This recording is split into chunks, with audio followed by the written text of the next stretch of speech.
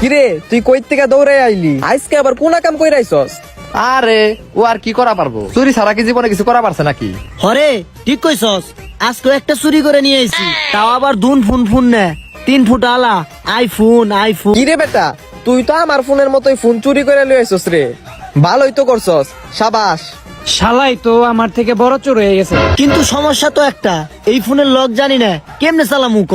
আরে বেটা কোনো সমস্যা নাই, তোর এই ফোনের পাসওয়ার্ড আমি 1 নিমিষে বের করে দিতাছি। তুই খালি ক যে কার থেকে ফোনটা চুরি করছস।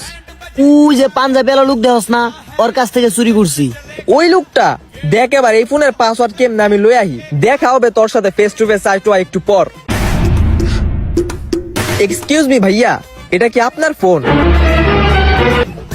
ফোনটা তো ভাই আমারটার মতোই দেখতে, কিন্তু আমারটা তো ভাই আমার কাছে, এটা আমার না। আপনারও না টেলিফোন না? তাইলে কি আর করা, ফোনটা থানায় জমা দেয় গে। ওই ভাই শুনেন শুনেন কি হইছে ভাই?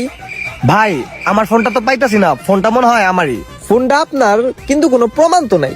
আপনি একটা কাজ করেন, আপনার ফোনের লক তো জানেনি, আমার লকটা কোন, এই ফোন যদি খুলে তাহলে বুঝবো আপনার ফোন। ফোন দিয়া দিমু, সিম্পল। হ্যাঁ ভাই লেখেন, বলেন। 882200। কই ভাই, ফোন তো খুলে না, হুদাও দিয়ে আমার টাইমটা নষ্ট করলেন। ধুর।